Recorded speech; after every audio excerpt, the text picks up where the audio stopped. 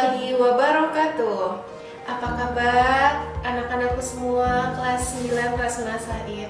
Alhamdulillahirrabbilalamin. Segala puji bagi Allah, kita panjatkan kehadiratnya karena kita pada hari ini diberikan kesehatan jasmani, kesehatan rohani, sehingga kita masih bisa mengikuti kegiatan MPLS di hari ketiga, di hari terakhir kegiatan MPLS. Salawat salam marilah kita sanjung agungkan kepada junjungan kita Nabi Agung Muhammad Sallallahu Alaihi Wasallam yang kita harapkan syafaatnya hingga yaumil qiyamah kelak. Allahumma amin ya rabbal alamin. Hari ini marilah kita buka kegiatan hari ini dengan mengucapkan lafaz basmalah. Bismillahirrahmanirrahim. Untuk acara yang selanjutnya yaitu pembacaan tilawah Al-Quran. Tilawah Al-Quran, mari kita persiapkan terlebih dahulu Al-Qurannya. Kita akan melanjutkan surat yang kemarin. Kemarin kita membaca surat Al-Quraisy. Hari ini kita akan membaca surat Al-Ma'un, ya. Ustazah hitung, wahid, isnain, salasa. A'udzu billahi minasyaitonir rajim. Bismillahirrahmanirrahim. Ara'aital ladzi yukadzibu bid-din, fadzalika alladzi yad'ul yatim wa la yahuddu 'ala ta'amil miskin. Fawailul lil musallin alladzina hum 'an salatihim sahun alladzina hum yura'un wa yamna'unal ma'un. Sadaqallahul azim. Sadaqallahul azim. Sadaqallahul azim. Semoga kita yang membacakan semuanya mendapatkan pahala dari Allah Subhanahu wa taala. Amin ya rabbal alamin. Untuk agenda kita yang selanjutnya yaitu mendengarkan materi. Materi kita hari ini cukup menarik karena hari ini yang akan dibahas adalah tentang teknologi.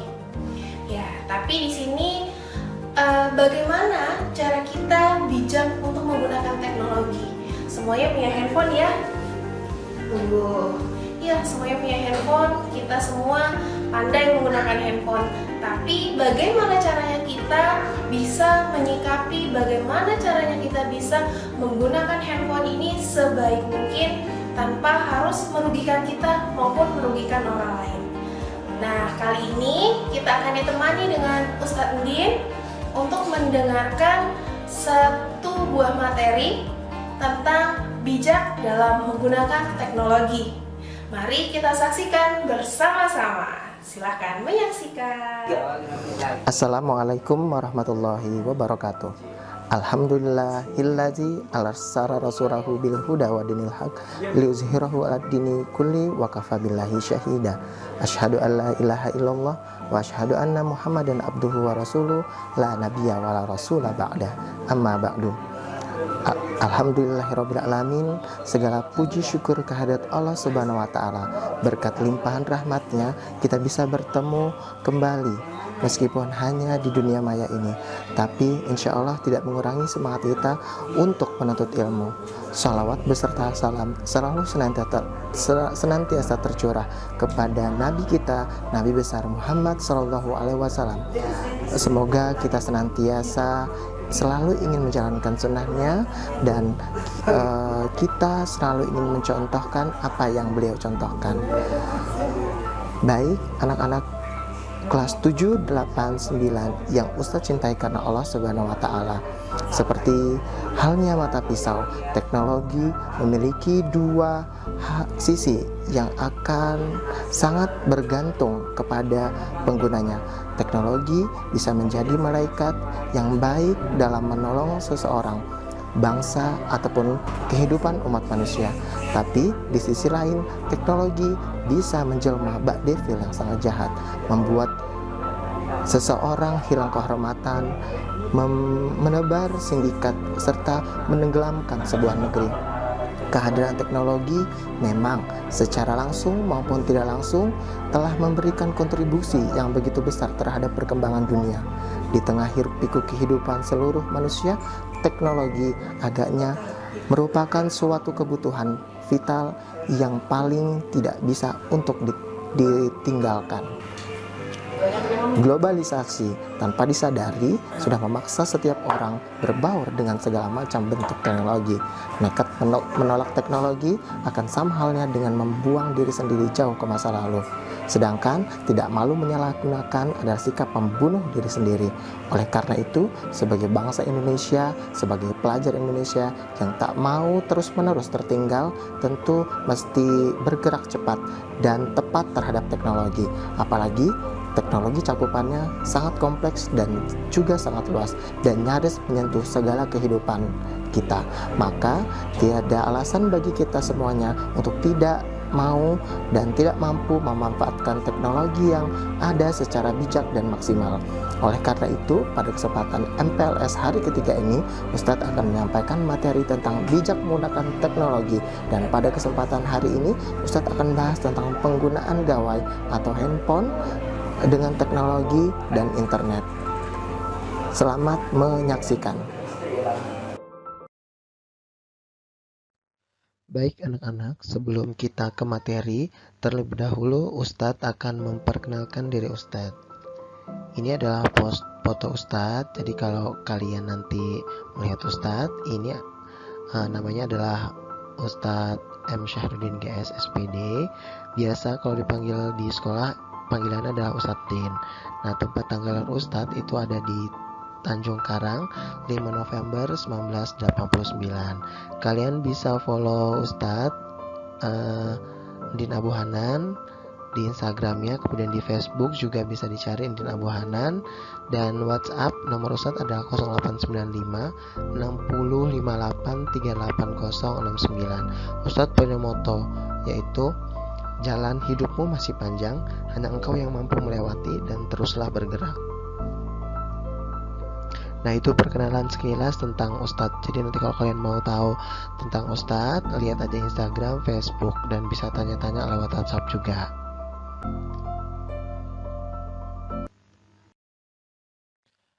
Baik anak-anak, tujuan kita mengetahui materi ini adalah untuk mewujudkan generasi cerdas, kreatif, dan beretika. Anak-anak yang dirahmati oleh Allah Subhanahu wa Ta'ala, kita langsung ke materi MPLS hari ini ya. Dalam sebuah teknologi akan berdampak pada sebuah proses transformasi pendidikan. Apa sih itu transformasi pendidikan? Nah, transformasi pendidikan itu adalah sebuah siklus proses yang terus berjalan, dan teknologi dapat mempercepat proses ini serta memastikan bahwa perubahan yang dibuat secara relevan dan efektif dapat meningkatkan mutu hasil capaian siswa.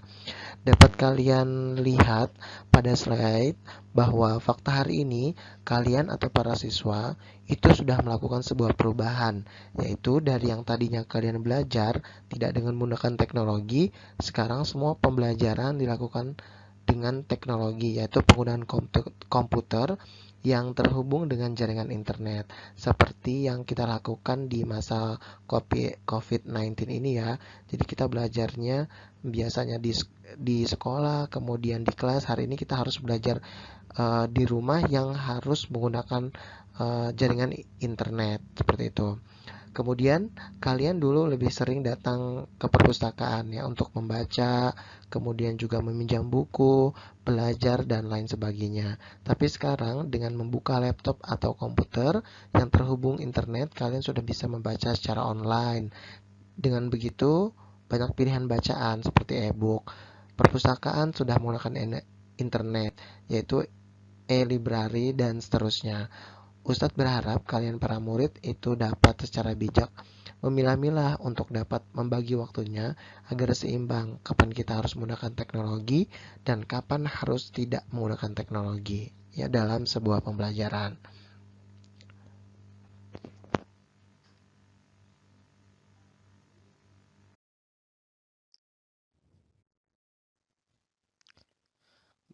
Baik, selanjutnya adalah transformasi budaya. Pada era modern ini, transformasi budaya merupakan masalah yang sangat kompleks. Beberapa sangat disarankan, baik dampak positif maupun dampak negatif dari perbuatan tersebut. Salah satu yang mempunyai pengaruh terhadap transformasi budaya adalah adanya teknologi seperti handphone atau smartphone atau gadget yang digunakan sebagai alat komunikasi. Nah, sebagai besar, pelajar itu menggunakan media handphone sebagai sarana komunikasi. Hal ini mengakibatkan adanya pengaruh yang cukup kuat terhadap gejolak di antara pelajar. Dari segi pengamatan Ustadz, pada sebuah situs jejaring sosial, banyak generasi muda sekarang pola pikirnya terkonsep pada sebuah keasikan, kemudian keseruan, hiburan dalam bermedia sosial dan dalam menggunakan teknologi. Adapun dampak negatif dari media sosial pada generasi muda, misalnya seperti contoh kalian bisa lihat di gambar ketika berinteraksi eh, yang mungkin dengan tidak ada handphone kalian bisa berkomunikasi, kemudian bercengkrama dengan teman-teman. Tapi di era sekarang ketika bertemu malah berinteraksi dengan handphonenya masing-masing. Kalian bisa lihat di gambar perbedaannya ya, itu bercengkrama dengan teman-temannya dengan tidak menggunakan handphone. Tapi lihat di samping kanan kalian itu ketika bertemu malah menggunakan handphone sendiri-sendiri. Itu adalah salah satu contoh dampak negatifnya. Dan kalian bisa lihat sekarang dampak positifnya ya, bisa berkomunikasi dengan telepon sambil tiduran. Sekarang sudah lebih canggih dengan menggunakan berbagai aplikasi, dan salah satu aplikasi yang digunakan adalah aplikasi Zoom yang kemudian kita pakai hari ini untuk pembelajaran. Itu dari segi positifnya ya anak-anak. Jadi kalian kemudian bisa memilih untuk berkomunikasi dengan cepat, tinggal kalian dapat memilah-milah saja kapan waktunya yang pas untuk menggunakan teknologi.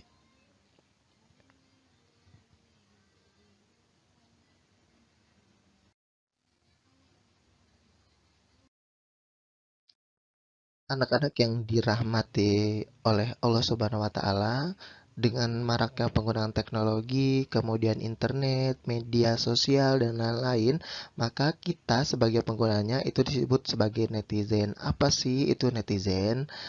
Jadi, pengguna internet atau juga disebut-sebut sebagai penghuni yang aktif terlibat di komunitas online di internet. Ya, aktivitas itu bisa bermacam-macam jenisnya, dari sekedar yang ngobrol dan senang-senang sampai aktivisme yang menuntut perubahan di dunia maya atau bahkan di dunia nyata.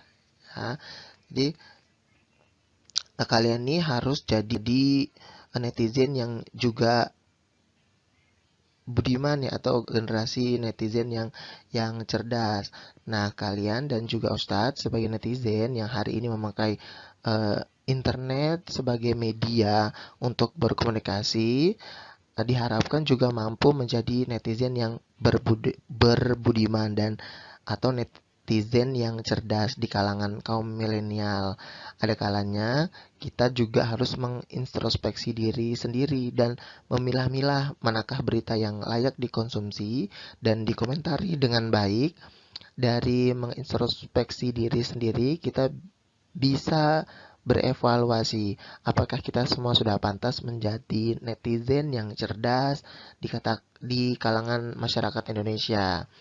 Nah, netizen yang cerdas itu bisa memperlihatkan cerminan Indonesia yang baik, bukan karena satu berita hoax bisa kemudian nyinyir ya katanya satu sama lain nih. Kita sebagai netizen di kalangan Indonesia jangan mudah terprovokasi ya, jangan mudah terkompori oleh berita yang tidak jelas datangnya dari mana.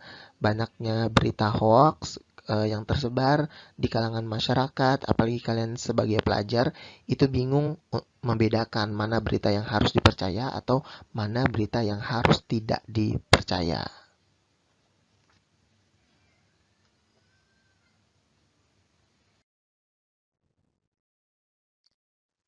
Next slide. Nah, anak-anak, Ustadz akan tampilkan data tentang penggunaan internet yang ada di Indonesia dan inilah datanya. Ya, jadi berdasarkan laporan terbaru WR Sosial pada tahun 2020, disebutkan bahwa ada 175,4 juta pengguna internet di Indonesia. Dibanding tahun sebelumnya, itu ada kenaikan 17% atau 25 juta pengguna internet di negeri ini. Jadi berdasarkan total populasi Indonesia yang berjumlah 272,1 juta jiwa, maka itu artinya 64%, setengah penduduk Republik Indonesia ini telah merasakan akses di dunia maya. Persentase pengguna internet berusia 16 hingga 64 tahun yang memiliki masing-masing jenis perangkat ya, di antaranya ada mobil phone sebanyak 96%, kemudian ada smartphone 94%, non-smartphone, mobile phone itu 21%, laptop atau komputer desktop 66%, kemudian ada tablet 23%, konsol game 16%, hingga virtual reality device 5,1%. Nah, dalam laporan ini juga diketahui bahwa saat ini masyarakat Indonesia yang ponsel sebanyak 338,2 juta. Begitu juga data yang tak kalah menariknya ada sekitar 160 juta pengguna aktif di media sosial. Jadi bila dibandingkan dengan di tahun 2019, maka pada tahun ini WR Sosial menemukan ada peningkatan sekitar 10 juta orang Indonesia yang kemudian aktif di media sosial.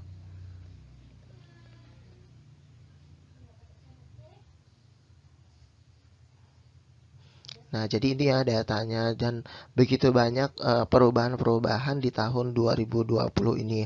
Apalagi di masa COVID-19 ini akan banyak lagi jumlah pengguna internet di Indonesia. Apalagi di kalangan pelajar pasti yang belajarnya hari ini di rumah atau stay at home, maka secara otomatis akan menggunakan jaringan internet di rumahnya. Maka pasti akan menambah jumlah lagi pengguna internet dari anak-anak remaja atau pelajar di Indonesia.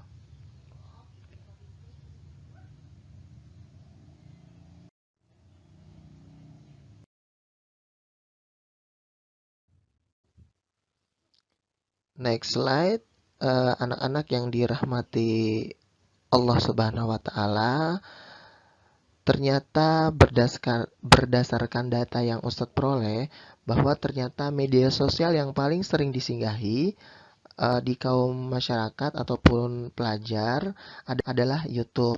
Kemudian ada WhatsApp, ada Facebook, Instagram, dan Twitter. Ustadz juga yakin bahwa kalian yang ada di sini juga menggunakan sarana tersebut ya, atau bahkan kalian punya kelima-limanya atau memiliki akun tersebut. Jadi berdasarkan laporan terbaru WR Sosial pada tahun 2020 disebutkan bahwa ada 175,4 juta pengguna internet di Indonesia. Jadi dibanding tahun sebelumnya itu ada kenaikan 17% atau 25 juta pengguna internet di negeri ini. Berdasarkan total populasi Indonesia yang berjumlah sekitar 272,1 juta jiwa, maka itu artinya 64%, setengah penduduk Republik Indonesia itu telah merasakan akses ke dunia maya.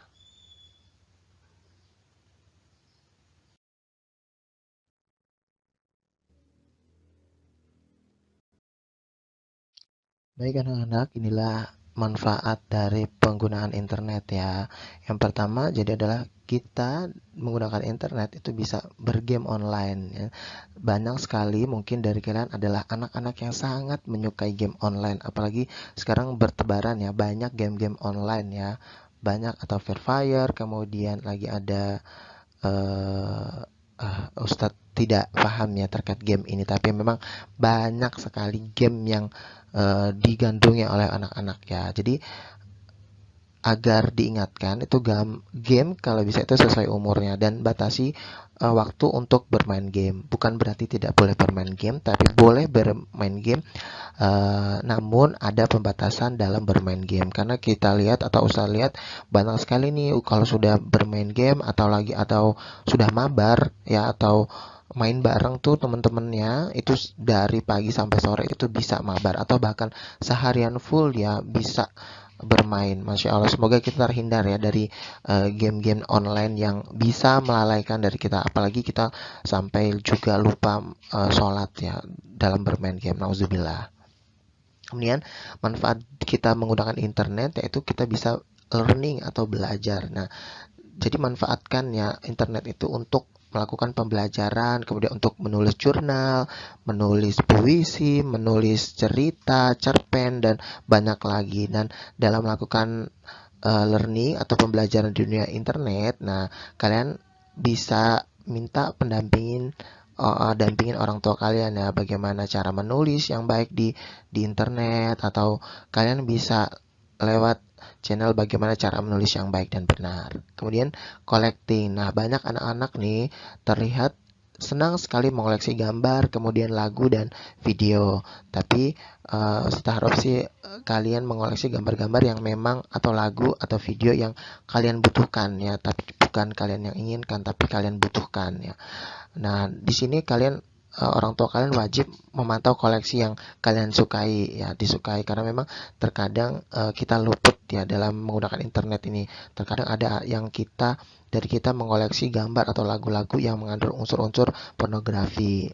Kemudian communicating. Nah, communicating ini sangat bermanfaat ya dalam penggunaan internet kita. Saat kita galau, saat kita gundah, resah, itu jejaring sosial itu menjadi tempat mencari teman dan curhat kita. Tapi diingatkan lagi ya, karena memang kita tidak tahu teman curhat kita di media sosial apakah bisa dipercaya atau tidak. Nah, ortu itu harapannya dapat memantau aktivitas kita juga ya. Nah, creating. Nah, di creating ini dalam penggunaan internet adalah kita bisa berkreativitas dan berinovasi di dunia internet ya. Jadi motivasi kalian ditingkatkan untuk melakukan kreativitas dan inovasi. Minta dukungan orang tua juga ya untuk memanfaatkan internet dalam berkreasi kalian.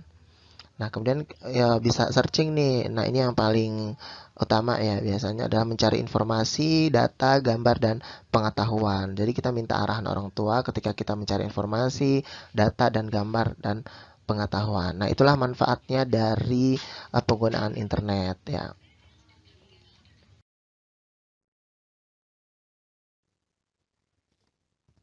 Baik anak-anak, selain tadi manfaat yang sudah disebutkan, ternyata ada juga bahaya dari sebuah penggunaan internet. Ya, jadi apa aja bahaya-bahaya yang ditimbulkan ketika kita menggunakan internet? Yang pertama itu ada namanya cyberbullying. Apa itu cyberbullying atau perundungan di dunia maya? Yaitu adalah pembulian ya, atau bullying atau perundungan dengan menggunakan teknologi digital. Hal ini dapat terjadi di media sosial, kemudian platform chatting, platform bermain game, dan juga ponsel. Jadi cyberbullying merupakan perilaku berulang yang ditujukan untuk menakuti, kemudian membuat marah atau mempermalukan mereka yang menjadi sasaran. Contohnya termasuk menyebarkan ya kebohongan tentang seseorang, atau memposting foto memalukan tentang seseorang di media sosial, kemudian mengirim pesan atau ancaman yang menyakitkan melalui platform chatting, menuliskan kata-kata menyakitkan pada kolom komentar media sosial, atau memposting sesuatu yang memalukan atau menyakitkan. Kemudian banyak lagi, ada yang meniru atau mengatasnamakan seseorang, misalnya dengan akun palsu atau masuk melalui akun seseorang dan kemudian mengirimkan pesan jahat kepada orang lain atas nama mereka sendiri. Itu namanya cyberbullying. Kemudian yang kedua ada cyber stalking ya, cyber stalking. Oh ya, sebelum ke cyber stalking, kalian tadi di cyberbullying ya, itu juga jangan mudah terprovokasi dengan kemudian kekerasan atau pelecehan atau hal-hal yang mengatasnamakan kalian ya. Coba tolong di cross check dulu.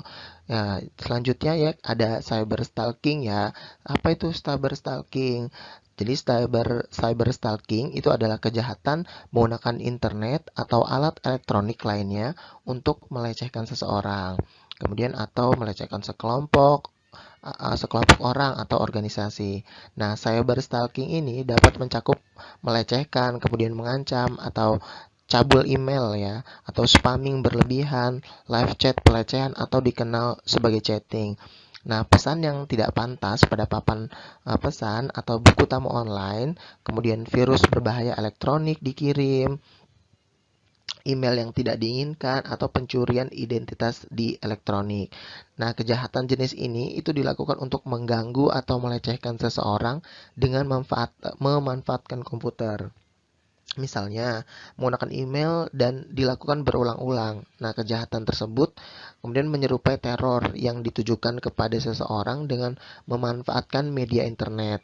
Hal itu bisa terjadi karena kemudahan dalam membuat email dengan alamat tertentu tanpa harus menyertakan identitas diri yang sebenarnya. Jadi, kalau misalnya ada orang, itu jangan mudah percaya dulu pada kenalan online ya. Kemudian batasi pemberian informasi yang sifatnya pribadi, kemudian data pribadi, data keluarga, alamat, dan lain sebagainya. Kemudian ada cyber gambling. Apa sih cyber gambling?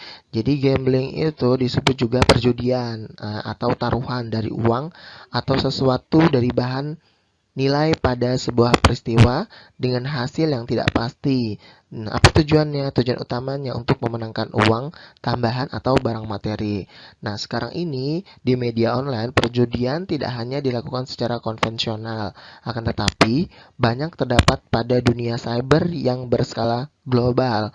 Jadi, online gambling itu adalah bermain judi melalui media elektronik dengan akses internet sebagai perantara atau perjudian pada dunia cyber.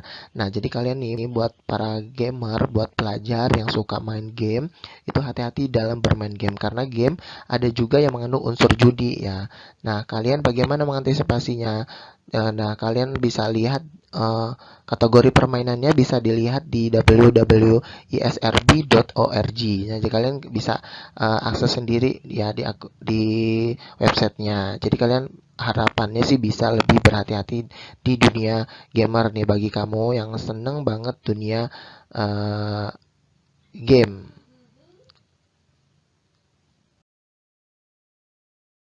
Kemudian ada lagi bahayanya yaitu namanya cyber fraud ya. Apa itu fraud?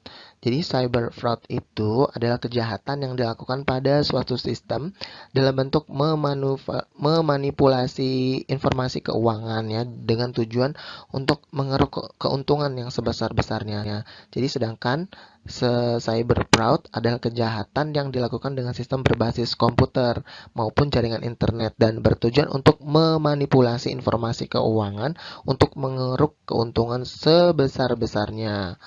Contohnya adalah kasus kejahatan seperti memperjualbelikan akun ojek online ya. Nah, jika kalian sering berkunjung ke forum jual beli, nah kalian dapat memperhatikan bahwa sudah banyak beredar akun-akun ojek online yang dijual rugi oleh pelapaknya. Kemudian ada phishing.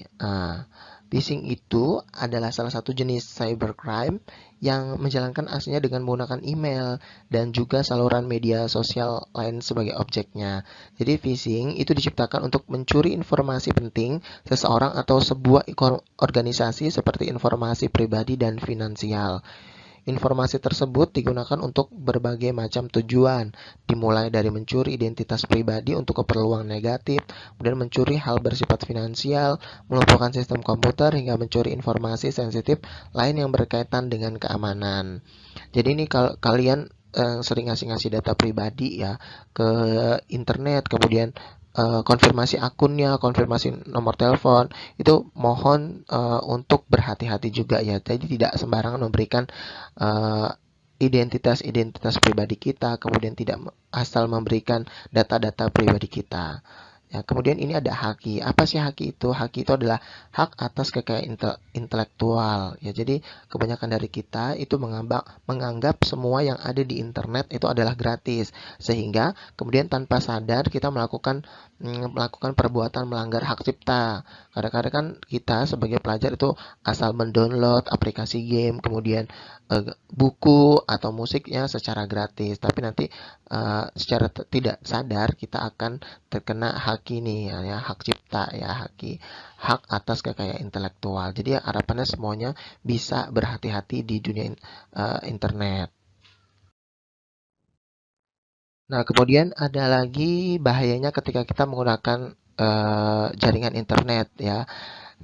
Diupayakan kalian harus berhati-hati terkait data pribadi kalian. Jadi hindari penyebaran data pribadi. Kalau bisa data-data pribadi yang sifatnya privasi banget itu tidak perlu dipublikasikan di media sosial kalian ya. Jadi kalau misalnya kalian punya akun-akun tertentu, passwordnya harus selalu dijaga ya. Jangan lupa logout, kemudian ubah password secara berkala dan buat password dengan kombinasi yang sulit diterka. Jadi kalau misalnya kalian jangan itu saja ya passwordnya. Jadi harapannya bisa mengganti secara berkala. Misalnya setahun sekali saya mau ganti password lah, atau 6 bulan sekali atau 3 bulan sekali boleh. Tapi adalah password yang mudah diingat dengan kombinasi yang bisa kalian akses dan orang lain tidak bisa akses masuk ke akun kalian. Kemudian hindari juga foto dan video. Jadi pastikan foto atau video yang kalian pasang itu tidak memalukan dan tidak merugikan. Tidak merugikan diri sendiri dan tidak merugikan orang lain. Kemudian juga kalian harus berhati-hati dalam menggunakan web kamera yang ada di laptop ataupun handphone kalian. Nah, anak-anak, dengan tadi adanya bahaya-bahaya, maka kita harapannya harus berhati-hati ya, walaupun data-data kita nampaknya juga sudah aman, tapi kita tidak mengetahui siapa di balik di dunia maya itu. Siapa tahu bukan bukan teman kita yang membalas chattingan kita, atau bahkan ada orang lain yang juga ikut ikut andil dalam penggunaan akun-akun yang lainnya ya. Jadi keharapannya kita bisa lebih berhati-hati lagi. Kita nggak tahu ya siapa di balik eh, layar dari dunia maya kita. Jadi harapannya sekali lagi Ustadz ingatkan harus berhati-hati.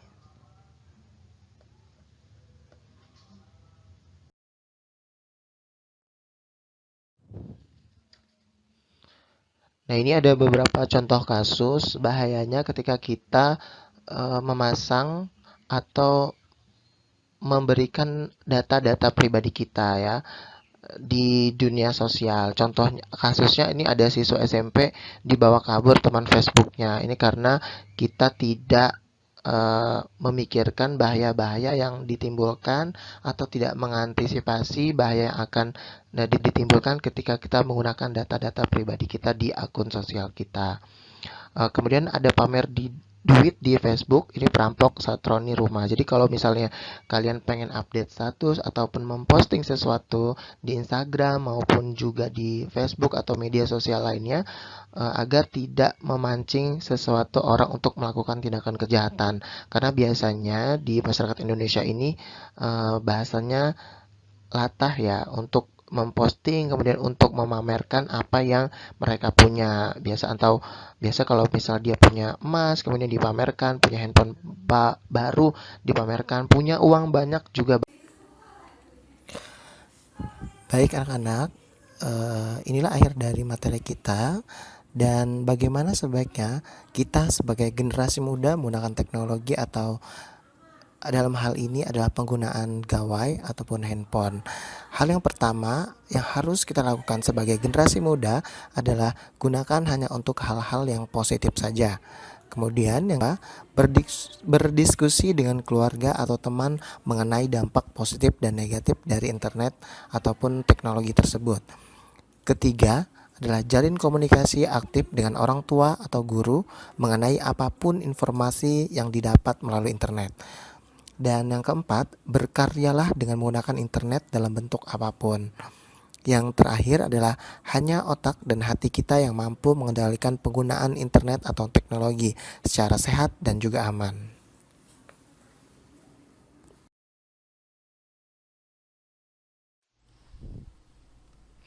Nah, hari ini maka ada pesan moral yang akan Ustadz sampaikan kepada kalian. Mulai sekarang, marilah kita bijak untuk menggunakan teknologi informasi. Gunakanlah sesuatu dengan baik dan benar, bermanfaat serta membuat kita lebih berkembang. Sebaliknya, perilaku negatif dalam menggunakan teknologi informasi haruslah segera ditinggalkan. Tidak hanya merusak diri sendiri, namun perilaku negatif ini akan berpengaruh terhadap kehidupan berbangsa dan bernegara. Baik, terima kasih atas perhatiannya telah memperhatikan materi yang Ustadz sampaikan. Semoga informasi ini sangat bermanfaat buat kalian. Ustadz akhiri, wabillahi taufiq wal hidayah. Wassalamualaikum warahmatullahi wabarakatuh. Oke, semuanya sudah menyaksikan ya pemaparan materi yang diberikan oleh Ustadz Endin terkait bijak dalam menggunakan teknologi. Dan kita sebagai seorang siswa yang pembelajarannya saat ini di rumah dan harus banget pakai yang namanya handphone, pakai yang namanya laptop, dan gak jauh-jauh dari searching, dari YouTube dan sebagainya. Lalu di situ kita juga harus paham bagaimana kita mengontrol diri kita untuk bijak dalam menggunakan handphone ini agar kitanya sendiri tidak terpengaruh jauh, dan agar handphone ini tidak memberikan dampak negatif buat kita, sehingga kita harus pintar-pintar menyikapi bagaimana cara menggunakan handphone yang baik, begitu ya. Hari ini adalah hari terakhir kita MPLS ya. Jadi mulai besok kita semua sudah akan masuk di pembelajaran online. Kita akan tetap masuk pembelajaran online seperti biasa. Akan ada tugas-tugas juga bahkan ya. Sehingga silahkan dipersiapkan semuanya dengan baik, bukunya, penanya, dan semuanya. Silahkan dipersiapkan untuk memasuki semester baru, tahun ajaran baru. Gitu. Untuk hari ini tetap dong ada tugas ya. Tugas hari ini cukup mudah. Tugasnya meresum apa yang sudah disampaikan oleh Ustadz Endin tadi. Lalu silakan ditulis di dalam kertas lembar, kertas folio ya. Lalu difoto, setelah difoto dikirimkan melalui Google Form. Nanti linknya ada, nanti dikirimkan ke kalian semua. Oke, mungkin hari ini cukup untuk pembelajarannya. Semoga hari ini, materi hari ini bisa memberikan manfaat yang baik untuk kalian semua ya. Baiklah, hari ini mari kita tutup pembelajaran kita dengan mengucapkan lafaz hamdalah. Alhamdulillahi rabbil alamin. Dan marilah kita sempurnakan dengan mengucapkan doa kifaratul majlis. Subhanakallahumma wa bihamdik, asyhadu an la ilaha illa anta, astaghfiruka wa atubu ilaik. Amin ya rabbal alamin. Sekian dari Ustazah akhiri. Wassalamualaikum warahmatullahi wabarakatuh. Semangat hari ini.